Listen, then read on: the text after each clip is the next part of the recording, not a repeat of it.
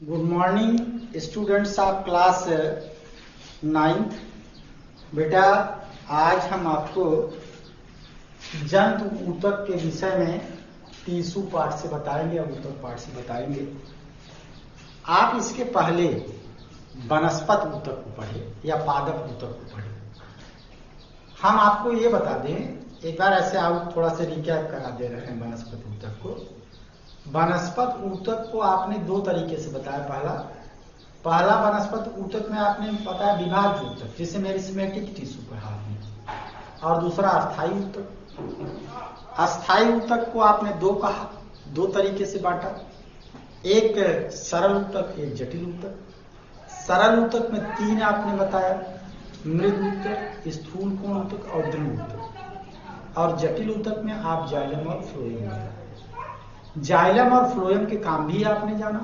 ऐसे साइड में आपने जाइलम को क्या जाना, जाइलम कहने का अर्थ होता है जल का संवहन करने वाला, अर्थात यह जड़ से वाटर को लेकर के ऊपरी भाग तक पौधों को पहुंचाता है। और फ्लोएम कहने का क्या अर्थ हुआ, फ्लोएम कहने का अर्थ हुआ कि पौधों में फूड मटेरियल को कंडक्ट करने वाला, यह जो पौधों में फूड मटेरियल बन रहा है पत्ती में, उसको नीचे तक रूट के टिप पार्ट तक ले जाने का काम फ्लोएम करता है। ये तो आपके प्लांट टिश्यू के विषय में बात हुई। आज हम आपको जंतु ऊतक या आपके जो एनिमल्स टिश्यू के विषय में बात बताना चालू करेंगे। तो आप यह जान लीजिए कि आपका शरीर भी विभिन्न प्रकार के ऊतकों से ही मिलकर के बना हुआ है। हम लोगों का जो शरीर है वो तो आर्गन बेस्ड पर है। ये आप इसमें तमाम प्रकार के ऊतक मिलकर के विशेष आर्गन बनाते हैं, आर्गन के द्वारा फंक्शन होता है। तो हमारा जो बॉडी का लेवल है वो आर्गन बेस्ड है। बहुत सारे ऐसे भी ऑर्गेनिज्म हैं जो सेल लेवल पे हैं, कुछ ऐसे टिश्यू लेवल पे हैं, कुछ आर्गन लेवल पे हैं। तो आर्गन लेवल पे अगर हम बात करेंगे तो हम लोग जो हैं इसके साथ में जो टिश्यू हैं क्या है, कैसे हैं, तो आप कहेंगे संरचना और कार्य के आधार पर जो हम जंतु ऊतक को क्लासिफाई करते हैं वो चार भाग में क्लासिफाई करते हैं। पहला तो इपिथेलियम सेल, पहला जो है इपिथेलियम सेल। दूसरा जो है कनेक्टिव टिश्यू, आप कनेक्टिव टिश्यू, पहला इपिथेलियम, दूसरा कनेक्टिव, तीसरा मस्कुलर टिश्यू। अगर मस्कुलर टिश्यू की मतलब बात करें तो पेशीय ऊतक, और चौथा आपका नर्व टिश्यू, जिसे आप तंत्रिका ऊतक के नाम से जानते हैं। ये सारी चीजें आपके जंतु ऊतक में, ये चार प्रकार की चीजें आई। पहली बात तो आपकी जो इपिथेलियल सेल होती है, इसको आप फिर से क्या करते हैं, डिवाइड कर सकते हैं। इपिथेलियल सेल अपने संरचना के आधार पर किसी प्राणी में कहाँ पाया जाएगा उसके आधार पर, या वह आप कह लीजिए क्या फंक्शन कर रहा है उसके आधार पर भी कई प्रकार की होती है।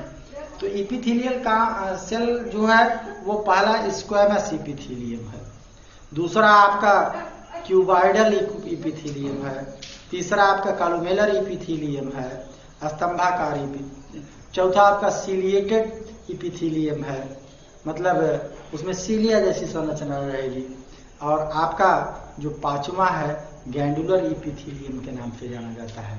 तो यह इपिथेलियम की बात हुई। हमने आपको बताया कि जो सेल्स मतलब टिश्यू है वो कितने प्रकार की है, चार प्रकार की है, जिसे पहला इपिथेलियम, दूसरा कनेक्टिव अर्थात कनेक्ट कराने वाला, जोड़ने वाला, तीसरा आपका मस्कुलर पेशी, और चौथा आपका जो है नर्वस टिश्यू। तो इपिथेलियम में पांच प्रकार के, इपिथेलियम में पांच कौन, पहला आपने स्क्वैमस इपिथेलियम पढ़ेंगे, दूसरा क्यूबॉइडल पढ़ेंगे, तीसरा कॉलुमेलर इपिथेलियम पढ़ेंगे, चौथा सीलिएटेड पढ़ेंगे, और पांचवा गैंडुलर इपिथेलियम पढ़ेंगे। अब कनेक्टिव टिश्यू की बात करते हैं। तो यह जो कनेक्टिव टिश्यू है इसमें एक वैस्कुलर टिश्यू या फ्लूइड टिश्यू आता है, दूसरा जो एल्वियोलर कनेक्टिव टिश्यू है, चौथा डेंस कनेक्टिव टिश्यू है, आपका जो चौथा एडिपोज है और पांचवा स्केलेटल टिश्यू है। और अगर मस्कुलर टिश्यू की बात करें तो मसल्स की टिश्यू जो होती हैं वो 3 प्रकार की होती है, रेखित, अरेखित और हृदय, और तंत्रिका तंत्र अकेली होती है। तो एक बार क्लासिफिकेशन पर फिर से आप नजर डालेंगे। सबसे पहले आप जंतु ऊतक लिखते हैं। जंतु ऊतक में आपने 4 पढ़ा, इपिथेलियम, कनेक्टिव, उसके बाद मस्कुलर और फिर नर्वस। जो इपिथेलियम हुआ वह 5 प्रकार का, स्क्वैमस इपिथेलियम, दूसरा क्यूबॉइडल इपिथेलियम, तीसरा कॉलमेलर इपिथेलियम, चौथा सिलिएटेड इपिथेलियम और पांचवा ग्लैंडुलर इपिथेलियम। कनेक्टिव टिश्यू की बात करें तो कनेक्टिव टिश्यू आपका 5 प्रकार का।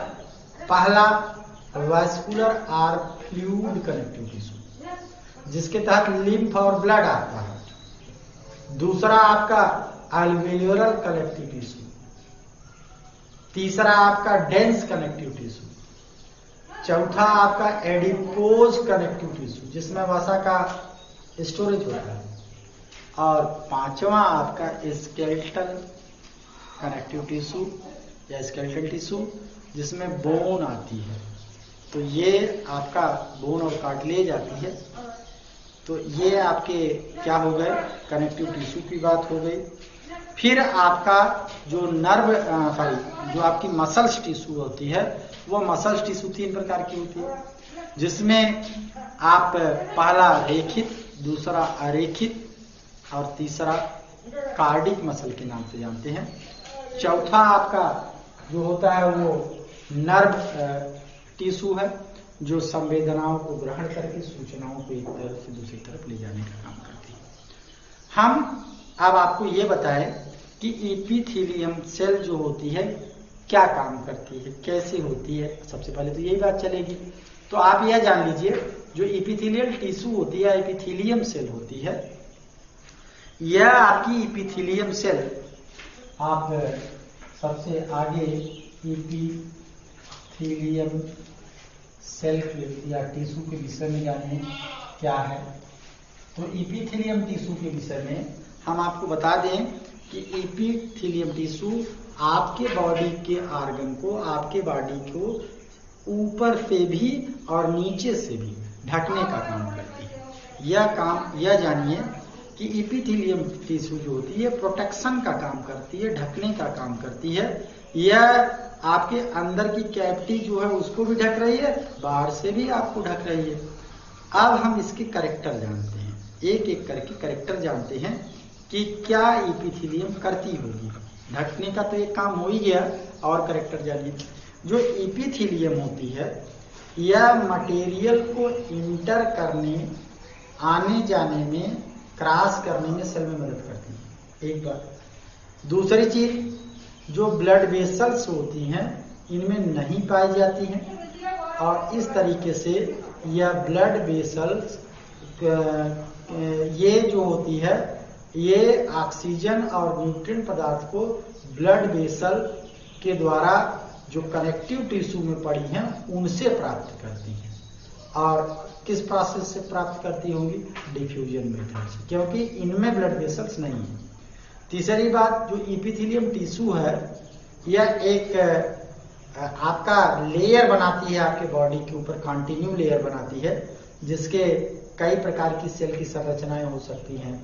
स्तंभाकार हो सकती हैं, सिलेटेड हो सकती हैं, कॉलमेलर हो सकती हैं, घन के जैसा हो सकती है, ऐसा भी हो सकती है। ये सेल जो होती हैं बहुत ही क्लोजली कंपैक्ट होती हैं, अर्थात इनके बीच में गैप नहीं पाया जाता है। और इस तरीके से इनका आप यह कह सकते हैं कि ये सीमेंटेड मटेरियल से एक दूसरे से क्या होती हैं, आप कह लीजिए कि जुड़ी होती हैं, और इसमें गैप नहीं पाया जाता। तो ये एपिथेलियम का आपका संरचना के विषय में बता दिए। अब एपिथेलियम के फंक्शन के विषय में, बाकी और सेल के फंक्शन के विषय में हम आपको आने वाले अगली वीडियो में बात कराएंगे। तब तक के लिए आप एनिमल टिश्यू के जो डिवीजन बताए गए हैं, विभाजन बताया गया है, इसको आप जानते रहिए। धन्यवाद।